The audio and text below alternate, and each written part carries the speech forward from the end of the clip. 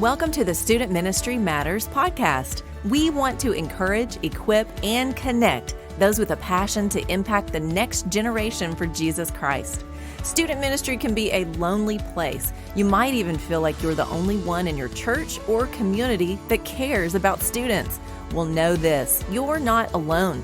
People all across the country are engaging Gen Z and care deeply about the spiritual direction of these young men and women. Whether you're full-time, part-time, bivocational, or volunteer, if you have a heart for students, this is the place for you. Welcome again to the Student Ministry Matters podcast. My name is Dan Carson, and I'm thrilled that you've chosen to download and listen as we continue the conversation about student ministry. Now, on today's podcast, we're going to be listening to Session 3 of the 2020 Virtual Student Ministry Workers Retreat, where Chris Swain was talking to us about discipling students, and I'm excited to share that. But before we get to that, I want to thank our sponsors at Central Baptist College of Conway, Arkansas. Now, you may have a student trying to figure out what is next, or you may have parents saying, hey, help me find my student a good Christian college, one that is going to focus in on Christ as they look at the subjects that every student takes, as they look towards that vocation. Central Baptist College is one of those places. You can find more information at cbc.edu. Now, the other side of what they offer is a degree track for you. Perhaps you need to finish your bachelor's degree. You never had that opportunity. They have what is called their PACE program that can help you as you step towards that. And again, look to cbc.edu. We'll also include a phone number in our show notes, so be sure and check that out. Well, as many of you know, Chris Swain, our speaker from our 2020 Virtual Student Ministry Workers Retreat, went home to meet his Savior on July the 15th, and we're all very saddened by that. And so I'd encourage you to pray for his wife, for his kids, for his church family, and even Pastor Robby Gallaty. Those guys were close there at Long Hollow Baptist Church, and we are, again, just very saddened by that. And we're so thrilled, though, that he gave us the audio and video from our virtual retreat so that we could share that. And it's on our YouTube channel. But we're sharing Session 3 today so that you'll have a chance to hear about that. And as you look towards the fall and the school year and you're trying to decide, how do I disciple my students better? That's what he is going to be sharing.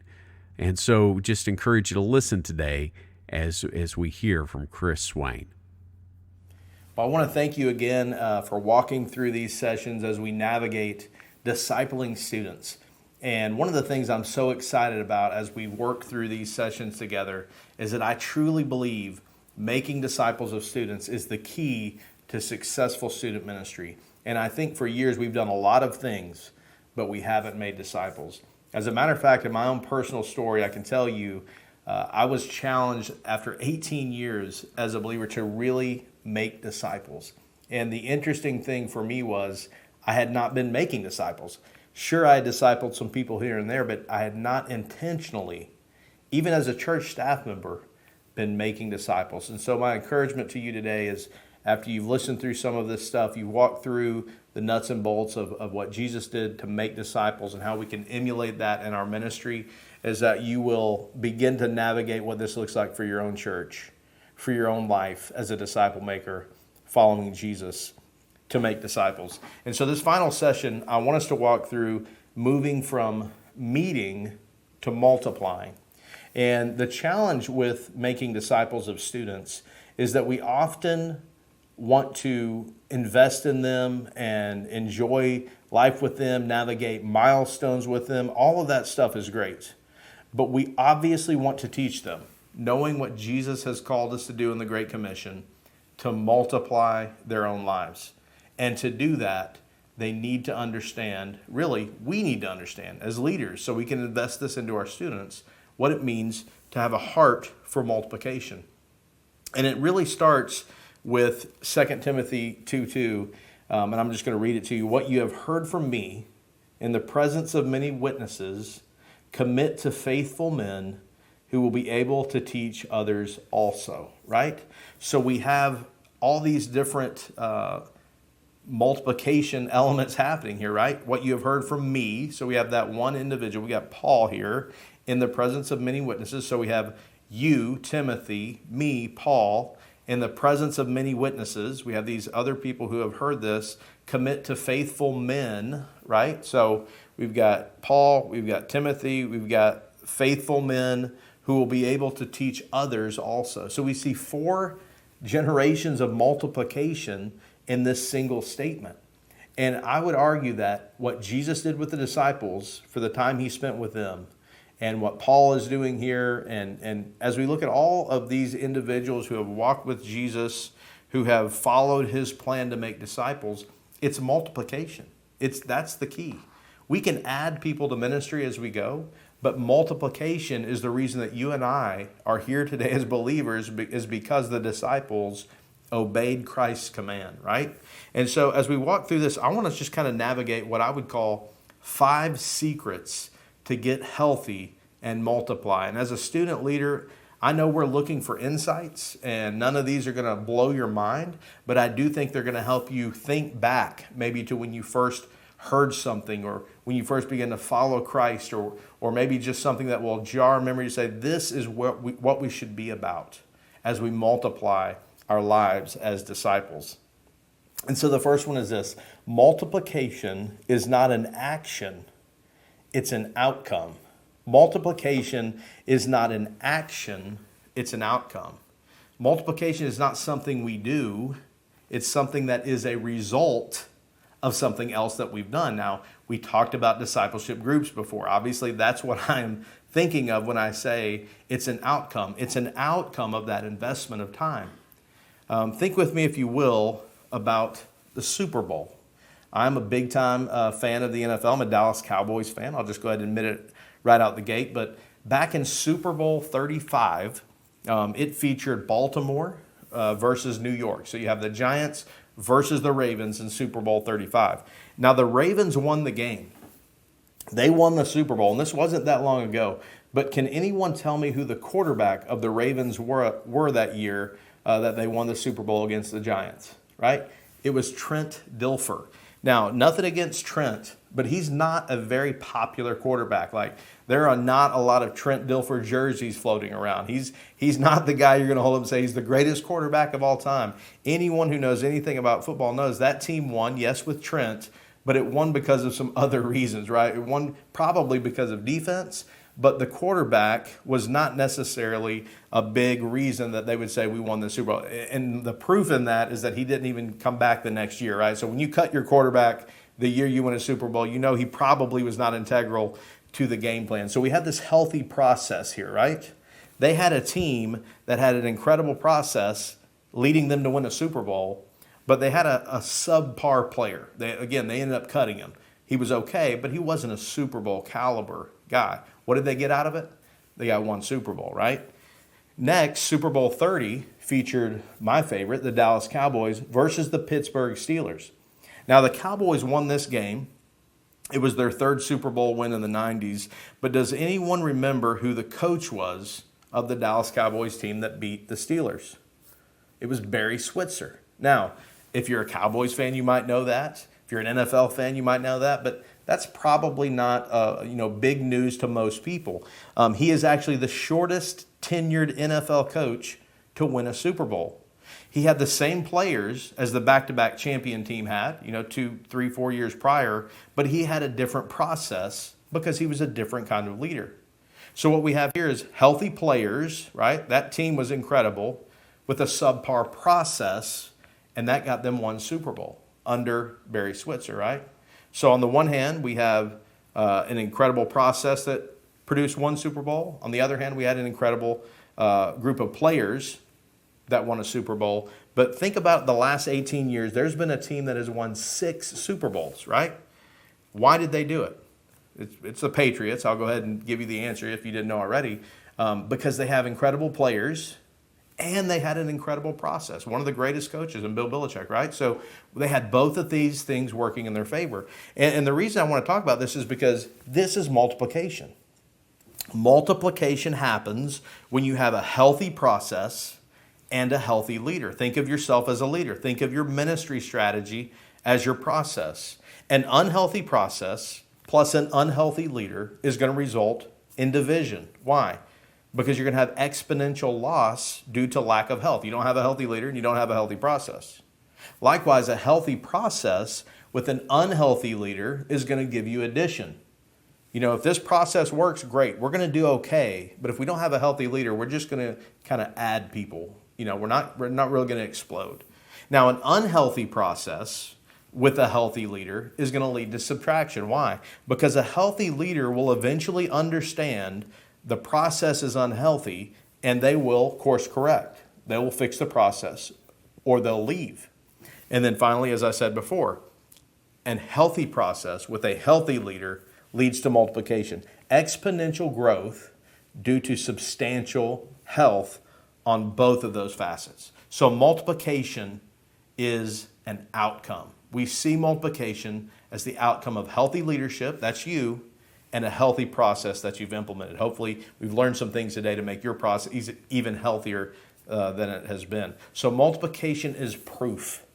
Multiplication is proof. How effective has this process been?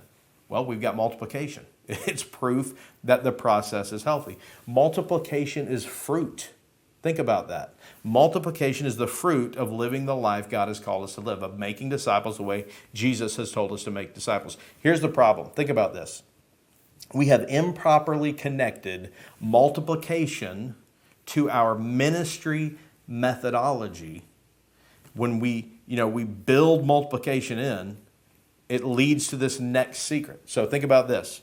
Number two, secret number one, multiplication is an outcome, not an action. Secret number two, ministry doesn't make disciples. Think about this. Disciples make disciples.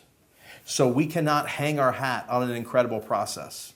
Everything I talked about with the discipleship group, everything I talked about with how we should view the Great Commission and implement disciple-making strategies in our church, that's all great. It's all good stuff. But it in and of itself will not make disciples. It will not create multiplication. Only disciples can make disciples. Only disciples can multiply, right? So we want to have a great process, but we can't have a great process devoid of individual people doing what Christ has called us to do. I mean, think about it. We're not called and equipped to implement processes. This is going to be a challenge for some of you as student leaders, right? We're not called and equipped to implement processes that run by themselves to deliver outcomes. Okay, this is like somebody sitting at a computer working in Excel. That's their job. What is our job? We must invest in students. We must engage students. We must equip students. We must navigate the messiness of relationships in the lives of our students.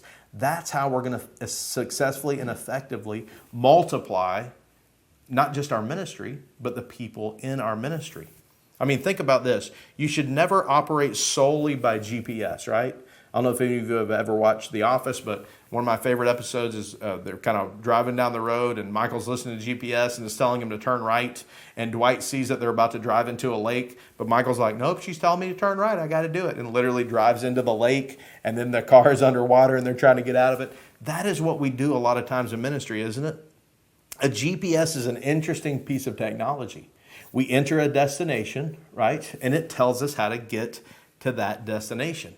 And literally within 7 yards of that destination, these satellites can tell us where to go. I would argue I couldn't get anywhere in the world if I didn't have a GPS, right? I can't imagine using a paper map, and I absolutely couldn't imagine using no map and just trying to figure it out on, road signs and where the sun is at in the sky and however they did it back before technology existed, okay? So GPS is something I use all the time. Recently, I went on a 4-hour road trip, right?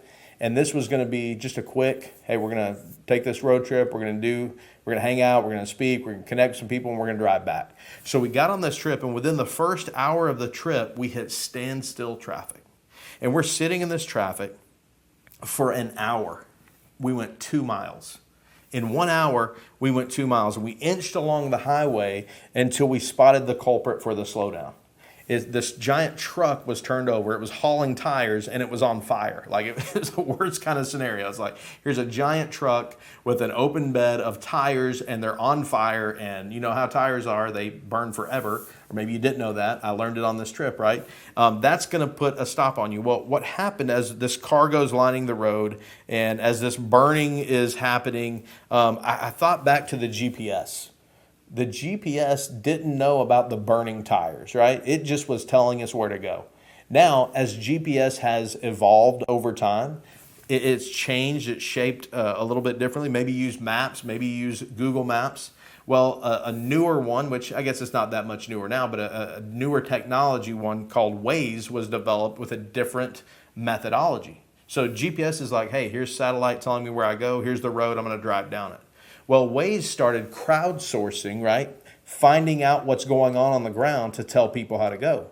So with Waze, you have people going, hey, there's a burning truck here. It's shutting down traffic. You need to listen to what we're doing. So, you know, the original Google Maps and even the Maps app for Apple, right? They're working on technology from satellites. They're not really using that traffic around. Now, most of them have come the way of Waze because they see how powerful it can be. But think about it. When it comes to our ministry, and specifically to multiplication, we treat it like GPS, right?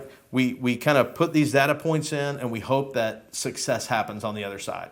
If we have Wednesday night, if we have great worship, if we have a good message, if we have this event, if we have these leaders, if we focus on the right things, we're going to have the right outcome. But Maps built their app on data points while Waze built their app on people. Think about that. The more accurate and effective process was built on people. And I would argue our ministries are exactly the same way. We're going to be more effective in helping students multiply when we build our ministry on the students and not on a particular metric for ministry. Not on a model that we pick up somewhere and say, okay, let's call it this, let's do these things, it's going to produce that. No, we need to look at our students and remember that they are the ones that Christ is discipling, who will then be equipped to go and make disciples. We should not build our ministry on data points. That's the goal here. If we want multiplication, they're definitely helpful, sure, but they aren't people. The disciples are the process. The students in your ministry are the process. Ministry without people is meaningless. Think about that. The gospel is not a business plan, right? It's so easy for us in the year 2020 with the way our culture is to look around and say, let's implement all this stuff into ministry and go down the road in that direction. That's not how Jesus intended it. And I would argue that's not how we're going to effectively multiply. We need to invest in our people because ministry without people is meaningless. Secret number 3, multiplication cannot be rushed. Multiplication cannot be rushed. Listen, there's no fast track plan for success. The number one question I get when I start talking about discipleship groups, when we start talking about the discipleship pathways, and when we start talking about how to take students from ministry to multiplication, right, is how do I do this quickly? The reality is multiplication is the result of health. And health isn't something you just snap your fingers and you arrive at, right? Health takes time. I mean, think about this. Years ago, I was leading a ministry and I got there and we had almost 2,000 people. We had about 7 groups, and this is Sunday school classes, if you will, right? And I remember getting there thinking, okay, let's grow these groups. So I began to work hard, connect with people, make calls, and just try to get as many people as I could involved in leading a group. We called them life groups at this church. And in the course of 3 months, listen, we went from 7 groups to 53 groups. That's pretty incredible. That's some huge growth, right? But here's the reality. Those groups did not last. And not only that, what was taking place in those groups was great for the short term, but they didn't translate to the long term. So I worked quickly. I saw some great results immediately, but the long-term win was not there. Why? You don't get fit in a day, right? You don't wake up one day and say, you know what? Today I'm going to lose, looking at me, 30 pounds, and I'm going to blow up these biceps here today. I'll see you at the end of the day when I've arrived there, right? It takes time. It takes investment. You're not going to get fit in a day, and you're not going to move to multiplication in a short, quick amount of time. It's going to take investment. It's going to take working with the people that you have, the students that you have, investing in them. The problem with our culture is we are more committed to hurry than we are to Jesus. Think about that. We are more committed to hurry than we are to Jesus. We have to kill the idol of speed in our lives. You have to kill the idol of speed in your ministry. Everything about us says, man, I want to get there as fast as I can, as quickly as I can. I want my ministry to grow as quickly as it can. I want multiplication to happen as quickly as it can. And listen, there's nothing wrong with that. We all want things to happen fast. But health does not happen fast. And so we have to slow down. We have to realize that urgency can be good, but we can't, sacrifice our ministry on the altar of hurry when we know what God is calling us to is going to take time. Now, I know it's tough to go to a pastor or even a student pastor, whatever level of volunteer you are, whatever level of service that you're in, and I was a student leader, and say, hey, it may take us a year. It may take us 2 years to get there, but here's the goal. We want a sustainable, discipleship-driven, multiplying ministry that is reaching our students who are then going and reaching those around them. It's not going to happen next week. It's not going to happen in 6 months. Let me be honest. It's probably not going to happen in 1 year. We have to be willing to wait. And I would argue Jesus once again gave us, if he didn't come to this earth and say, you know what, in 9 months, I'm going to turn it all upside down. He spent years doing ministry.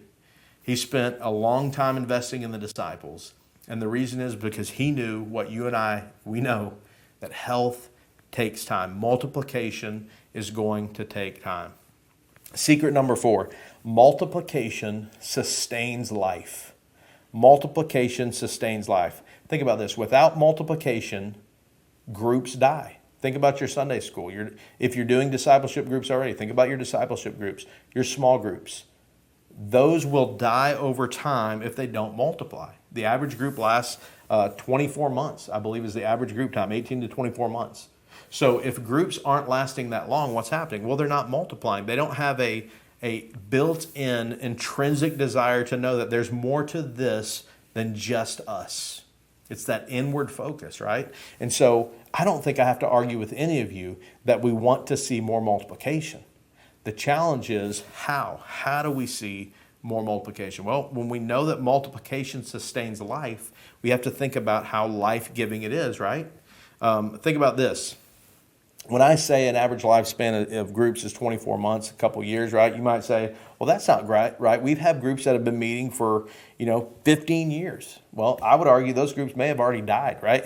They may still be meeting, but there's no vibrance, Acts 2 life driving in the heartbeat of that group.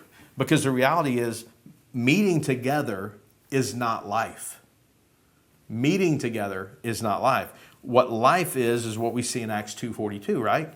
It's the Word of God. It's fellowship with one another. It's breaking bread together. It's praying for one another, bearing each other's burdens. It's being unified together as a body of believers for the cause of Christ. That's what life looks like. And there's nothing about those things I just mentioned that hinder us from multiplying. I'm not saying we can't stay in groups for a long period of time. I'm saying there's always going to be that heartbeat to send out. There's going to be that heartbeat of people in that group as we pursue and follow Christ to be sent to grow groups. And one of the beauties of the discipleship group model is that's the component where multiplication can happen. So even if your life groups or your Sunday school stay together longer, it's okay because multiplication is happening in your discipleship groups. Acts 2:46. Again, as we walk through if you want to look at a great model for small groups or life groups, Sunday school, it's Acts 2, right? And we see in this passage that there are pillars of a healthy group. And those pillars I just mentioned, the prayer, the breaking of bread, all of those things help us understand how groups can multiply. But those are the pillars of a healthy group. This is what we want to see. This is the type of multiplication we want to have. We don't want to multiply things we don't want to see, right? That's the type of, think about your worst group or your worst experience in ministry. You don't want to see more of that. So we need that baseline. And so that's going back to that discipleship group model we talked about further, which leads us to our final secret when we think about moving to multiplying, right? Multiplication requires a new paradigm. Multiplication requires a new paradigm. Now, if you're like me, you have these trigger words right now, right? And these trigger words are new normal. I am so sick of hearing the term new normal. I don't ever want to hear that term again in my life, right? This season. I mean, I don't want to hear the term this season anymore, right? New paradigm is another one, and I'm saying it right now. I hear these terms, and immediately I'm like, golly, our current culture with this pandemic happening has done so much to frustrate in so many ways, but I'm sick of hearing some of these terms. But the reality is when it comes to multiplication, we cannot look at it the way we've looked at it in the past. Multiplication will not come as a result of us telling people they need to do it. Think about yourself as a leader. Surely you've told students, hey, we need to be trying to think of multiplying, of sharing gospel, of being evangelistic, of seeing our life reproduced in the life of others. You made these statements before, right? But that doesn't result in multiplication. Just telling people that they need to do it. We have to create a new culture. And that's what's more difficult, especially in our current paradigm. Again, that trigger word, the current world that we're living in. This pandemic environment that many of us are facing some challenges, some of us are facing other challenges, some of us can't meet, some of us have been meeting, some of us are having to stop meeting. Wherever you're at in this mess, there's this whole idea that what do I do now? Well, here's the reality. We talked about it before. Language creates culture. If you were to go back and take a look at your materials, your communications, your teachings, your trainings, your sermons, all of these things add up to provide you with the culture that you currently have. So as we've talked about before, as language creates culture, these things that you've built, they create the culture that you currently have. And so when we talk about a new paradigm, you can't have a new paradigm without having a new culture. And within this new culture, you have to determine what metrics for success you want to use. We are responsible for the culture that we built. So how do we make change? We look at new metrics for success. And the way we celebrate success and how we gauge growth are critical metrics. Because you can ask yourself, what is the win? I would argue for most ministries, an example would be invite a friend. That's a win. Again, we mentioned earlier, but we tell our students, hey, if you could just bring someone with you, that's the highest point at which you can serve the Lord. I was in that type of ministry as a teenager. That's how I felt about myself. If I don't bring something with me, I have lost. I am a loser. I'm not doing what Jesus told me to do. But if I bring a friend, boom, I am at the top of the scale.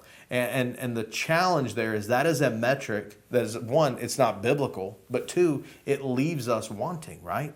So what we have to do is we have to create a new culture with the way we talk about ministry and what we do in ministry. And it begins with you and me, right?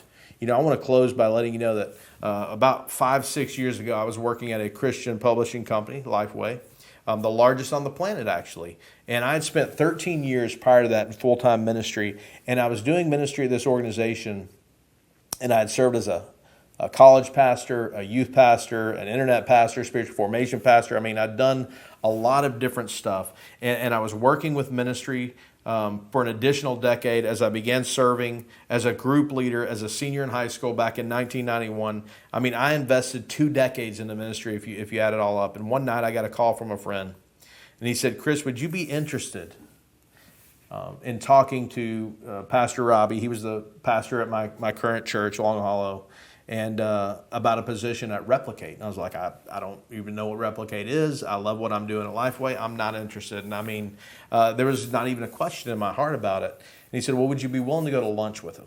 And I was like, there can't be anything wrong with that, right? So I sat down. That was probably my mistake with him.